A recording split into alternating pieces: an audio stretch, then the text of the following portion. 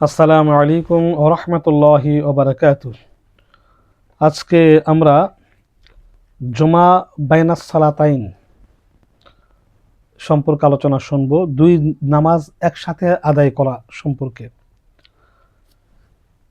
আল জুমা বাইনাস সালাতাইন অর্থ হলো দুই ওয়াক্তের নামাজকে একত্রে আদায় করা, যেমন জোহর ও আসর কিংবা মাগরিব ও ইশার নামাজ একত্রে আদায় করা।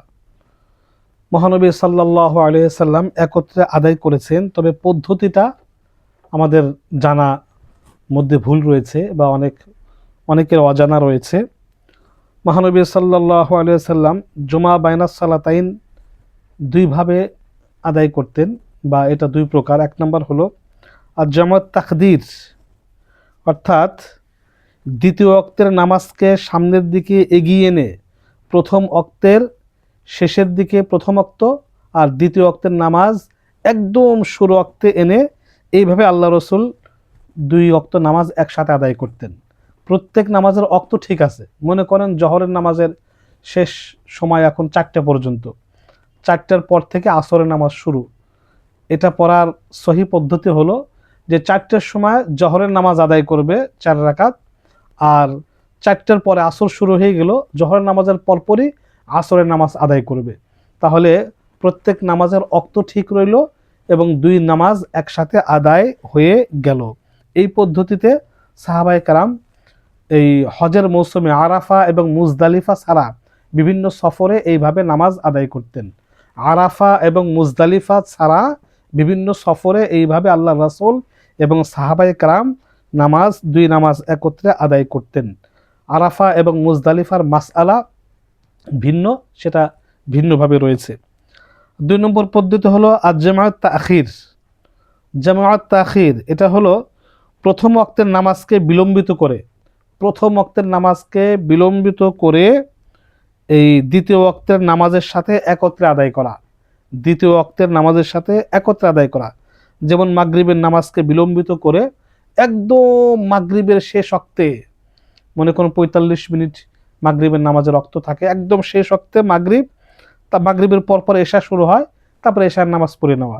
এইভাবে তাহলে মাগরিবের ওয়াক্তও ঠিক রইল, আবার এশার ওয়াক্তও ঠিক রইল, কিন্তু দুই নামাজ একসাথে আদায় হয়ে গেল। এইভাবে দুই নামাজ একসাথে আদায় করা যাবে। প্রত্যেক নামাজের জন্য আলাদা আলাদা ইকামত দিতে হবে। রয়েছে। উভয় নামাজের মধ্যে আগে পরে কোনো নফল নামাজ পড়া যাবে না।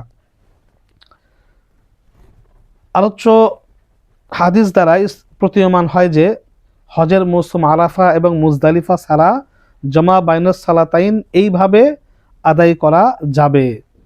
সাধারণ সফরে জমা বাইনাস সালাতাইন দুই ওয়াক্তের নামাজ একসাথে এই পদ্ধতিতে আদায় করা যাবে। মহানবী সাল্লাল্লাহু আলাইহি সাল্লাম বিভিন্ন সফরের সময় বিভিন্ন প্রয়োজনে এইভাবে নামাজ আদায় করেছেন।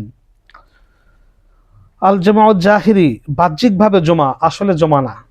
বাহ্যিকভাবে মনে হবে যে দুই নামাজ একসাথে কেউ পড়ছে, আসলে তা না।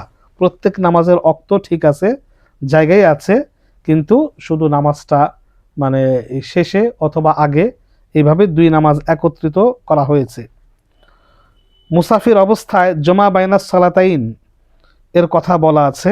মুসাফির অবস্থায় জমা বাইনাস সালাতাইন করা যাবে, অর্থাৎ কেউ মাগরিবের সময় সফরে বের হলো, মাগরিবের নামাজটা একটু দেরি করে পড়ে মাগরিবের পরপরে এশার নামাজও পড়ে সফরে রওনা হতে পারবে।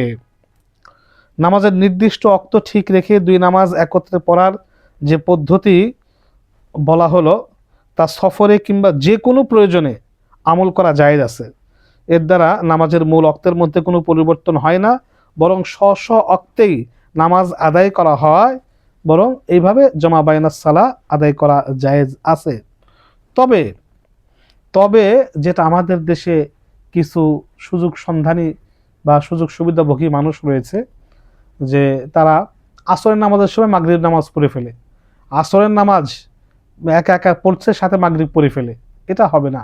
আসরের একদম শেষ ওয়াক্তে আসর পড়লেন, পরে মাগরিব পড়লেন, এইভাবে, অথবা মাগরিবের শেষ ওয়াক্তে মাগরিব পড়লেন, তারপর এশা পড়লেন।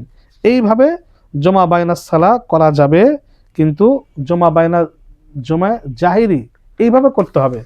কিন্তু কিছু সম্প্রদায় আছে লা মাযহাবি বা অন্য কোনো মাযহাবের লোক রয়েছে, বা তারা এই সুযোগটা মানে না জেনে নিয়ে থাকে বা ব্যবহার করে থাকে, এটা মোটেও ঠিক নয়। জমা বাইনাস সালার উদ্দেশ্য হলো যে প্রত্যেক নামাজের অক্ত ঠিক থাকবে, আগে অথবা পরে আনা যাবে। তাকদিম তাখির বিলম্বিত করা যাবে অথবা আগে নিয়ে আসা যাবে। এইভাবে জুমা বাইনাস সালা আদায় করা যাবে। অন্য কোনো পদ্ধতিতে সুযোগ নিলে সেটা হবে না। অনেকে 5টার সময় ডিউটি শেষ, বাস 5টার সময় মাগরিবের নামাজ পড়ে চলে যায়, আসর পরে মাগরিব পড়ে চলে যাচ্ছে, এমন হবে না। একমাত্র সফরে এবং প্রয়োজনে এটা করা যাবে। নচেত সফর ছাড়া এমনি সাধারণ কোনো সুযোগ বা সময়ে এটা ব্যবহার করা বা এটা সুযোগ নেওয়া কোনো অবস্থাতেই সঠিক না। সফরে থাকলে এইভাবে 2 ওয়াক্ত নামাজ একসাথে করা যাবে। এটাকে জমা বাইনাস সালাতাইন বলে। মানে প্রত্যেক ওয়াক্ত ঠিক আছে, আগে এবং পরে আনা, কিন্তু অন্য ওয়াক্তের নামাজকে আর এক ওয়াক্তের ভিতর টেনে নিয়ে আসা এইভাবে সঠিক নয়, পদ্ধতিটা সঠিক নয়। আল্লাহ পাক আমাদের সহিহ বুঝদান করুক, আমিন।